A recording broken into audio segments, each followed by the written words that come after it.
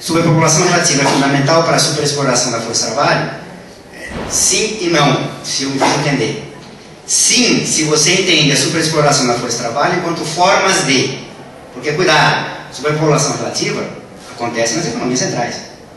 Se você entende a superexploração da força de trabalho como uma categoria própria do capitalismo independente, cuidado, aí tem que pensar melhor. Agora, enquanto formas, ok, não tem nenhum problema.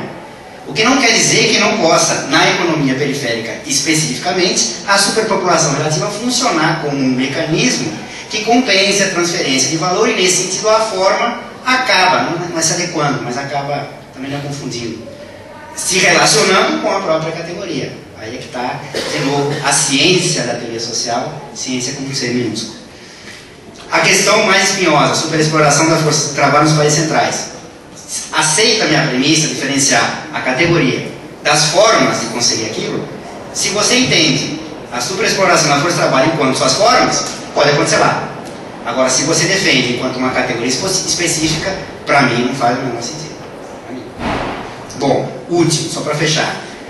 Tentamos juntar algumas coisas aqui. Eu vou concordar com o final da intervenção do Jaime, para terminar concordando comigo. Eu não sei se a gente vai, enfim. Sei lá, estou pensando alto. Põe a dialética nisso. Vai entrar, não se preocupe. A questão do valor da força de trabalho e da ética. O justo, né? O que é o justo? Aí eu lembro a vocês o seguinte, e não estou dizendo que o Jaime tenha feito isso, eu estou querendo colocar mais elementos para a discussão. Justiça, felizmente ou não, sei lá, é historicamente determinada. Existe a justiça eclesiástica, a justiça divina, ou qualquer que seja, com J maiúsculo, independente da historicidade. Ele é construído historicamente. E gostemos ou não, infelizmente, ainda tem discussão, no modo de produção capitalista, justiça se dá pelas formas aparentes no modo de produção capitalista, daí ele se mistificar. Justiça é comprar algo pelo que vale, ou melhor, pelo quanto custa, pelo seu preço. Se custa pouco, se o preço é baixo, foda-se, eu pago o valor. O problema é teu, que ou vale pouco, tem gente demais ali, para ir para a questão da força de trabalho. Nota, eu estou mostrando para vocês a base real, concreta, de uma teoria mistificadora, que se vocês quiserem podem chamar de neomalthusiana, mas está na praça. Na praça não é em frente não, na praça é em sentido abstrato. Embora em frente também esteja, em sentido concreto. E o que significa isso, comprar pelo que vale? Significa estar subordinado à lei do valor, portanto voltamos à lei do valor. Notem, passei da ética, do valor da força de trabalho, voltei para a lei do valor. E o que é a lei do valor? É a lei de um valor que, quando se põe a si mesmo, para usar uma palavra que o Marx usa nos Grundrisse, se transubstancia, passa a ser outra coisa já, dinheiro. Que quando se põe a si mesmo, passa a ser outra coisa, capital. Então a lei do valor nada mais é do que ele desdobrado, a lei do valor capital, desdobrado, as leis de funcionamento do capitalismo. Portanto, se trata do capitalismo. Se é assim, estou terminando, tá, cara? Rapidinho. Se quisermos usar a palavra violação da lei do valor, quando o salário está abaixo do valor da força de trabalho, não tem um problema. Desde que não se desconsidere o que significa a lei do valor como uma lei de funcionamento, em última instância, do capitalismo. Por que isso é importante? Basicamente por duas razões, e com isso fecho. Primeira delas, o fato do salário de qualquer preço estar acima, abaixo, igual ao valor da força de trabalho, no caso, abaixo, não é contra a lei do valor. É a própria. É a lei do capitalismo, assim funciona. Para o nosso azar. Mas assim funciona. E a segunda coisa, a conclusão política disso, para mim, é a seguinte. Tudo bem, salário abaixo do valor da força de trabalho é uma merda para a gente, para a classe trabalhadora. Ok.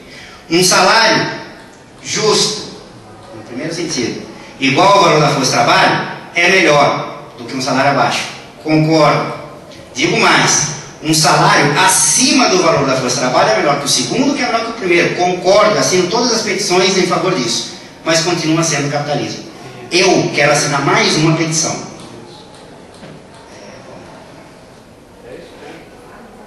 Aí não seria petição.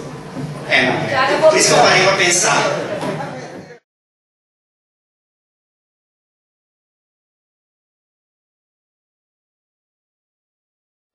Sí, no hay muchas cosas que me es imposible abordar. Me voy a concentrar en dos ideas que me parecen centrales para ir sentando premisas de discusión. En el tomo primero, Marx habla del valor y habla del capital como un capital. En el tomo tercero, el capital se convierte en muchos capitales que compiten entre sí por niveles de productividad, y eso provoca que se fijen precios en función de la productividad, y eso provoca que ciertos capitales se apropian de un valor no producido por ellos y sí de valor producido por otros capitales. Si nosotros sumamos los precios en total, equivalen al total del valor. Es decir, no se están apropiando de algo que esté fuera de la ley del valor. En pocas palabras, el hecho de que los precios sean desiguales al valor que se apropian distintos capitales no significa que se está violando el valor producido. Sigue siendo la misma masa de valor, solo que es repartida entre distintos capitalistas en función de su productividad. Por lo tanto, la ley del valor está operando perfectamente. En el caso de la sobreexplotación o la superexplotación como violación de la ley del valor, la idea de Marín es exactamente esta, es decir, estamos pensando en que hay muchos capitales, que sus precios de producción son distintos, etcétera, que unos se apropian de un poco más de valor, que otros se apropian de menos valor, pero que hay una masa de valor producida, y que esa masa de valor producida en una economía dependiente, sin embargo, parte de ella, por el hecho de ser transferida a las economías centrales, los capitales locales tienen necesidad de violar ahora sí la ley del valor, apropiándose del fondo de consumo de los trabajadores, y por eso que es violación del valor de la fuerza de trabajo. No sé si se logra entender la diferencia entre una cosa es que los precios que se apropia cada capitalista no sea lo que efectivamente produjo como valor, pero si sumamos el conjunto de los precios en una economía, los precios de producción, con el conjunto del total del valor, tiene que dar la misma cantidad. Está operando la ley del valor. Por lo tanto, no hay ningún, digamos, nadie se está apropiando de algo que no fue producido. Se apropiaron entre los distintos capitalistas en su lucha intercapitalista, se apropiaron del valor que estaba disponible, creado. Como en nuestras economías dependientes no hay forma de crear más valor por los bajos niveles de productividad y están transfiriendo valor, a lo que recurre el capital no es a crear más valor, sino a tomar indebidamente valor de la fuerza de trabajo para convertirlo en fondo de acumulación del capital. Estamos hablando de dos cosas radicalmente distintas. Primera, la segunda cuestión que me importa destacar es lo siguiente. Dentro de la lógica formal, la lógica que utiliza la ciencia burguesa, la que utilizamos a diario en la vida cotidiana, el problema de la negación es un problema que le plantea tremendos problemas a esa lógica formal. A partir del principio de identidad, si yo digo esta es una botella, no puedo decir inmediatamente esto no es una botella. Sería entrar en una contradicción lógica para esta lógica formal. Para la lógica dialéctica, la lógica que viene de Hegel y que toma Marx, el ser es y no es simultáneamente. Por lo tanto, la ley del valor desarrolla sus propios mecanismos para violarse. ¿Qué implica introducir la negatividad en el ser? Implica ponerlo en movimiento, implica poder explicarlo por tensiones que lo atraviesan, que lo hacen ir unciendo, negándose permanentemente respecto a lo que ya era. Lo pone en movimiento, lo pone en acción. Por esta razón, leer a Marx con la lógica formal y porque planteó una ley del valor y no entender qué significan los precios de producción y creer que con los precios de producción se está violando la ley del valor.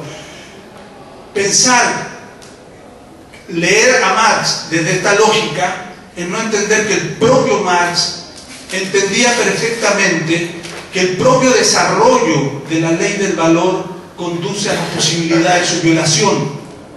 Y las veces que Marx menciona cómo los monopolios ahora sí violan la ley del valor, no están negando, no es que Marx esté perdido y de pronto se volvió loco y tiró su teoría de la ley del valor a la basura. Simplemente entiende que el ser lleva su propia negación, y en la medida que se desarrolla la ley del valor, la propia economía va creando las condiciones para violentar esa ley del valor. Con mucha mayor razón cuando el nivel de análisis se hace mucho más concreto en economía como las economías dependientes. Gracias.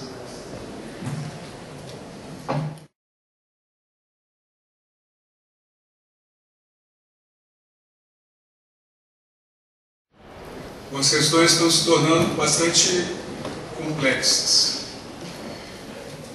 Bom, pegando isso aqui ainda não entendo que resolvemos as questões colocadas, mas indo ao ponto levantado pelo Pedro para chegar ao que o Jaime Masório está tratando, né? Imagino que a ocorrência da superexploração no centro e na periferia, digamos, a manifestação, como já foi aqui colocado, ela vai ocorrer tanto no centro quanto na periferia. Porém, seguindo a trilha do Marini, que me parece correta, a questão diz respeito à dominância dessa manifestação nas economias periféricas. Ela passa a ser uma forma dominante. Exemplo empírico, né? Se tomarmos, por exemplo, o salário do Diese como uma referência do que seria histórica e eticamente considerado nessa sociedade como um mínimo social, nós temos aí em torno de 50%, né, da população economicamente ativa, ela não alcança esse valor. Então, o grau de manifestação desse fenômeno nessa sociedade é comparativamente muito maior do que aquele que é observado no centro do capitalismo. Então, aí, embora exista esse fenômeno, ele não ganha, digamos, a densidade ou a profundidade de ser uma manifestação estrutural com as consequências dinâmicas que eu falei antes. Além do mais, aí vai entrar na questão formulada pelo Flávio, em que consiste, digamos, qual é o custo de reprodução da força de trabalho, por exemplo, no Brasil. Imaginaríamos então uma cesta de bens que configurariam esse valor, seria isso, né? Como essa cesta é historicamente estabelecida, né? Quais são os produtos que entram, ou as mercadorias que entram nesse padrão de consumo social, né?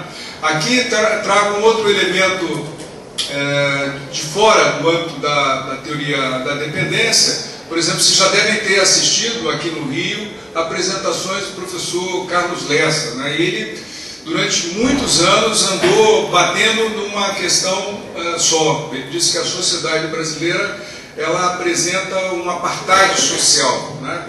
Ele chama isso de esse apartheid digamos, as condições de uma parcela enorme da população, né? Embora busquem a semelhança do consumo mais avançado, capitalista, essa tentativa ela é uma cópia imperfeita, é um simulacro. Quer dizer, o conjunto dos trabalhadores procuram, por um efeito de demonstração, imitar o consumo dos capitalistas. Porém, a natureza dos produtos que estão disponíveis ao seu consumo não é a mesma natureza dos produtos que são consumidos pelos capitalistas, que é o ponto que o Flávio nos traz, né? Como é que é? Obsolescência prematura. Obsolescência planejada das mercadorias. A natureza das mercadorias que compõem a cesta básica de consumo do trabalhador, isso que seria o consumo social, é de qualidade comparativamente inferior. Então há uma série de aspectos que vão ter consequências sociais, né? Eu acho difícil trazer para um nível de abstração mais concreto a forma pela qual Jaime Osório formula essa questão, né? De você ter uma subversão da teoria do valor, uma vez que empiricamente é difícil se estabelecer uma referência desse tipo, né?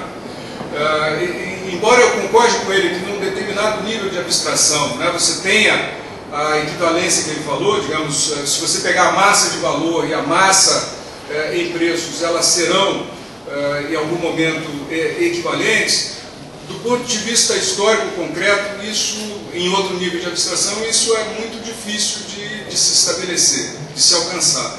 Portanto, é difícil discutir, do ponto de vista empírico, essa questão dele. Bom, além disso, a questão do trabalho do professor, intensificação já foi aqui falado, a coisa da transferência de valor expressa superexploração como transferência de valor, que o Tiago formula. Eu acho que esse é vou discordar do Tiago da provocação, eu acho esse um ponto muito importante da abordagem do Marini. Ele tem digamos, uma apreensão totalizante do funcionamento do capitalismo global, sem entender o mecanismo, né, de transferência de valor da periferia para o centro, seria difícil capturar a dinâmica mesmo do capitalismo dependente, né?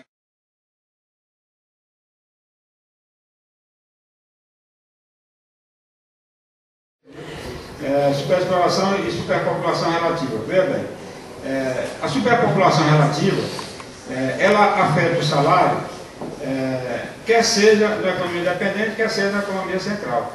O Marx já dizia lá, o Marcelo citou, eu também citei, de como o exército industrial diminui a capacidade de luta do trabalhador e pressiona o salário para baixo, né? Agora, eu trabalho com uma ideia que já estava na Conceição Tavares, que é a seguinte: o exército industrial de reserva na economia independente tende a ser maior do que o exército federal na economia central, né? Por quê? E eu acho que o Matias citou um pouco isso também. Por quê? Porque além dele resultar do aumento da composição orgânica do capital, e muito capital, inclusive internalizado, vindo de fora e tal, também ele aumenta, o exército de reserva aumenta pela destruição das relações pré-capitalistas de produção ou não capitalistas de produção, etc., no campo, e inclusive na cidade, né? O processo de desenvolvimento industrial da economia dependente significa simultaneamente você destruindo as relações pré-capitalistas anteriores, né? Então a tendência é que o exército seja maior. Consequentemente, a pressão sobre o salário tende a ser maior, a meu ver, do que numa economia central. Eu acho, inclusive, que se o exército de reserva não fosse tão grande,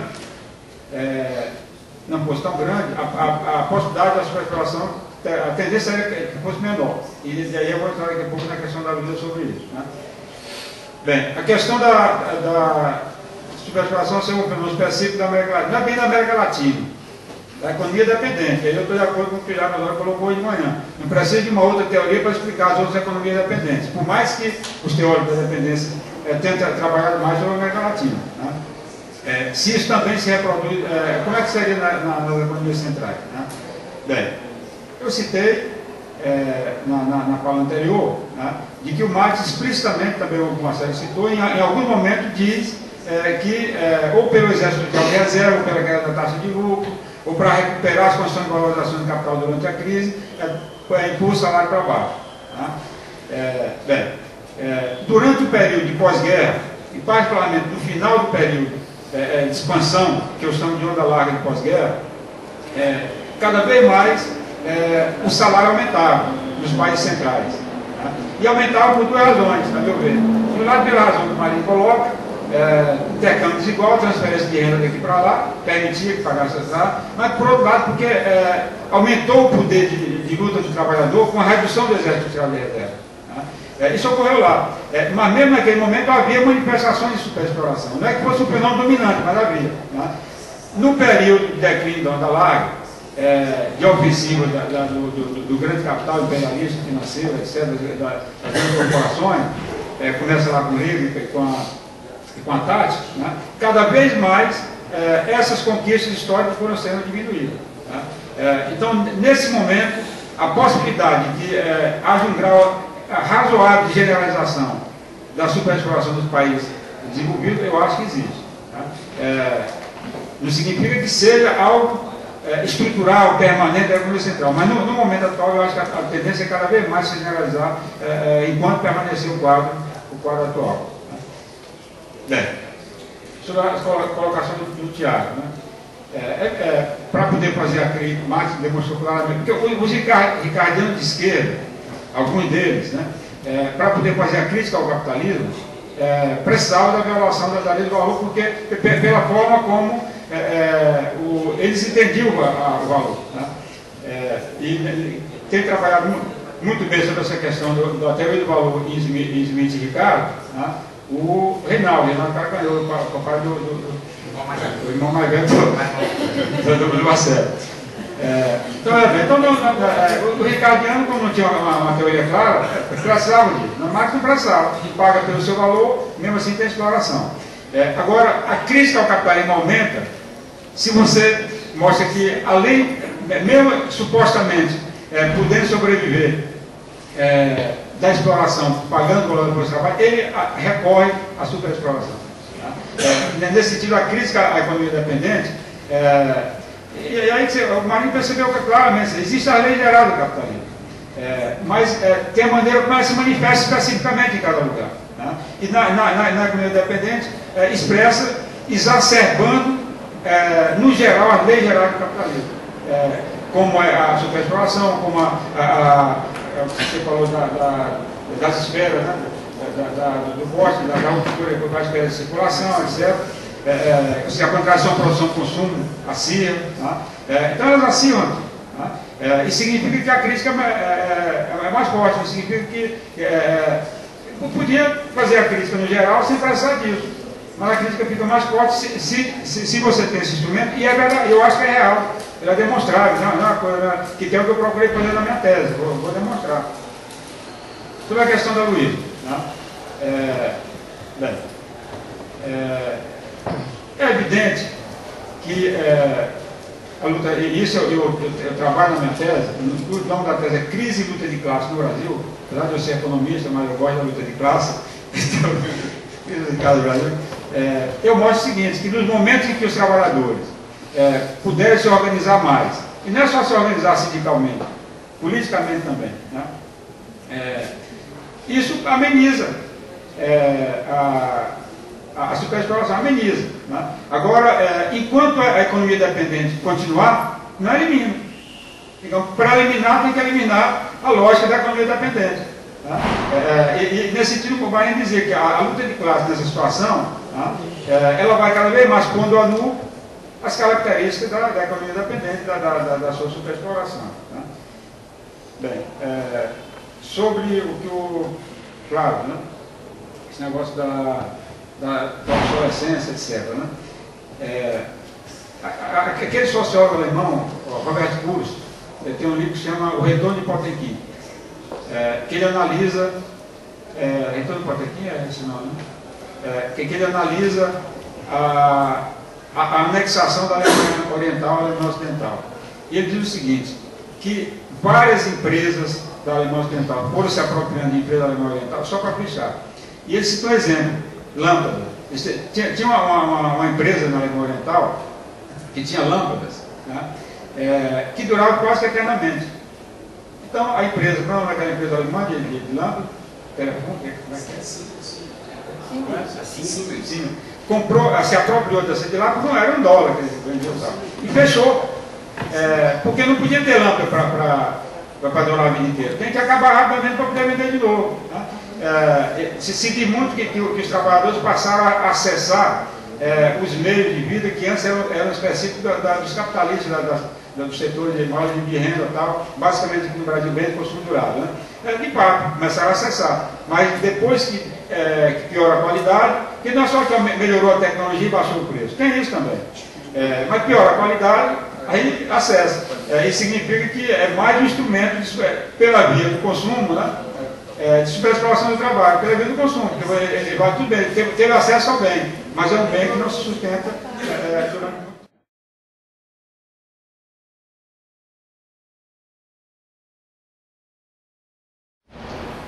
Penso que a gente pode fazer um paralelo, uma relação, uma imbricação direta entre a categoria da superexploração com uma lei geral da acumulação capitalista.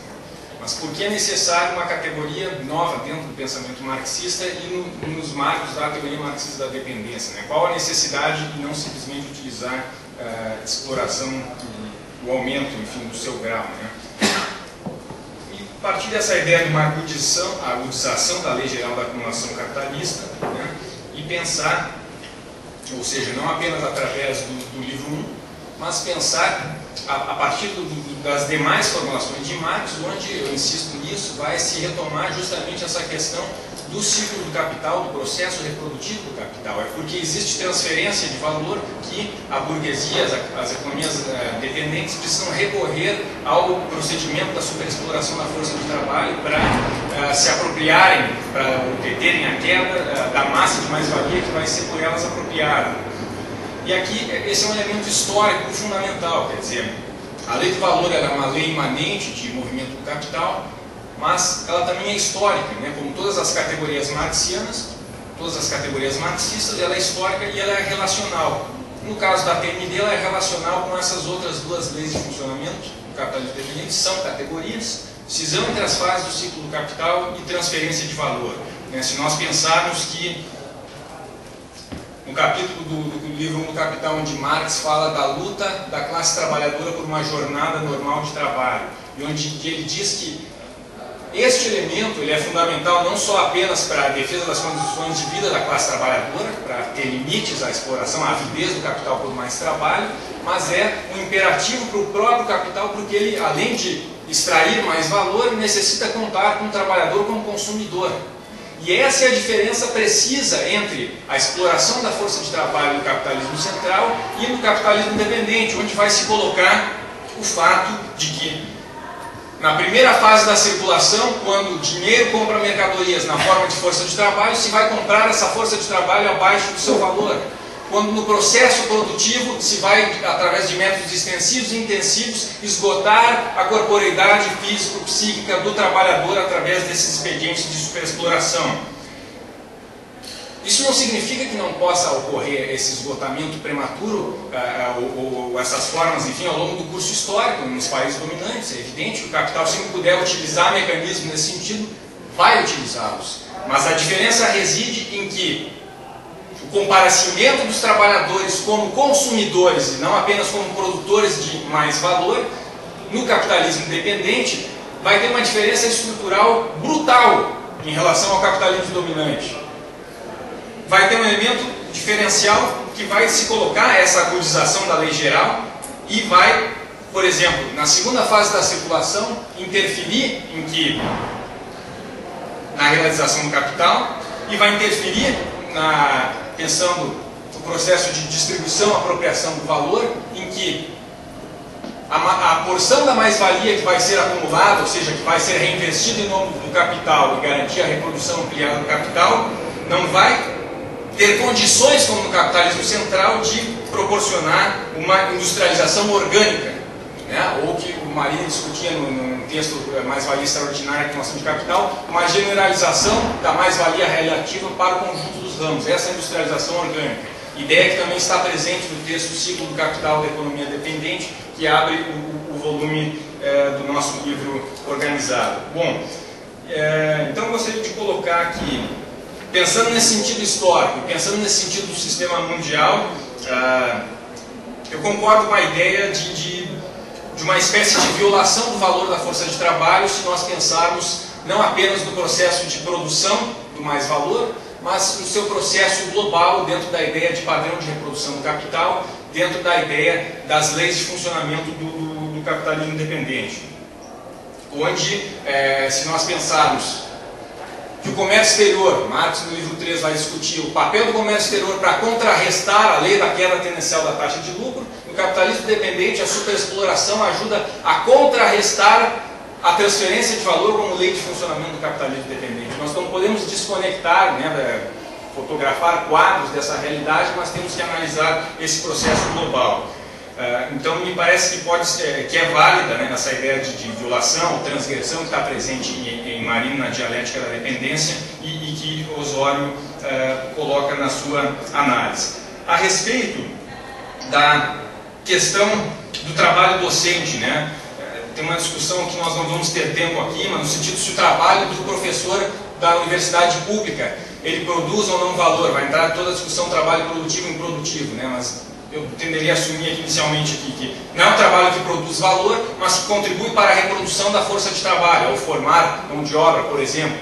De qualquer maneira, operam esses mecanismos de aumento da intensidade, da jornada, etc., mas não no sentido conectado com toda a discussão do valor, em primeira análise.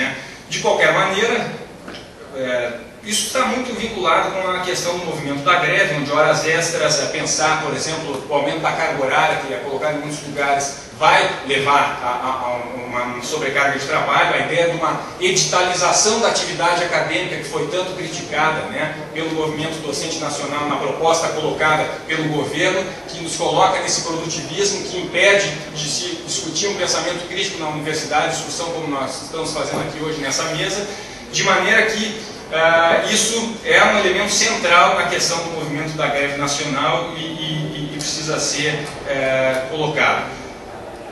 Bom, a questão que o Flávio colocou, a obsolescência programada, a gente pode ser vista ela cumprindo um papel hoje na aceleração do tempo de rotação do capital, discussão que se encontra no livro 2. Então, como ela vai contribuir para aumentar ou para deter a queda da taxa de lucro das empresas, e assim como, por exemplo, o deslocamento gasto pelos trabalhadores até o local de trabalho, assim como o endividamento das famílias dentro do atual consumo, etc., vão ter repercussões sobre os seus níveis de vida. Eu não diria que são novas formas de superexploração, mas são elementos que precisam ser discutidos.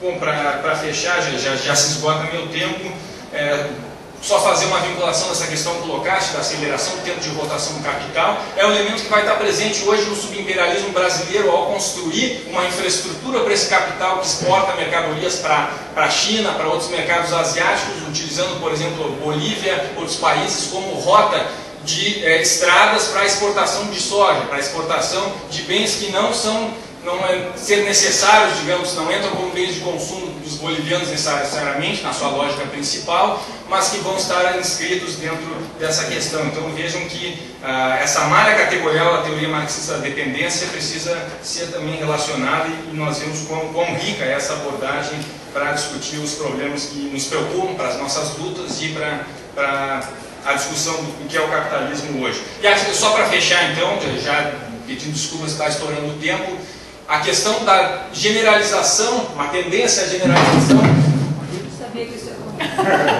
1,92m, não tem como ser. Deixa um pouco longe. Mas essa generalização da superexploração estaria acontecendo ou não, mesaros a partir de outra perspectiva, dentro do marxismo atual, vai discutir a ideia da tendência à equalização do índice diferencial de exploração. Essa é uma tendência que de fato está acontecendo. O que eu colocaria aqui como questão, nesse caso eu tenho certa ressalva, a ideia de generalizar a categoria superexploração, porque precisamente ela precisa estar relacionada com algo específico do capitalismo independente, não apenas latino-americano, e ainda que haja aviltamento da força de trabalho, aumento da intensidade, etc., isso não está vinculado com aquela questão da cisão entre as fases do ciclo do capital, onde as economias, mesmo em crise, que vão aumentar a exploração, seja na Alemanha, seja no próprio Estados Unidos, seguem sendo e dominando o núcleo orgânico, né, em patentes tecnológicas, ditando as regras de como opera essa divisão internacional do trabalho, mesmo que essas indústrias não estejam mais em Detroit, estejam em Shenzhen ou em outro lugar da China, mas eles que controlam o núcleo orgânico dessa economia, e isso precisa ser colocado no debate. Era isso.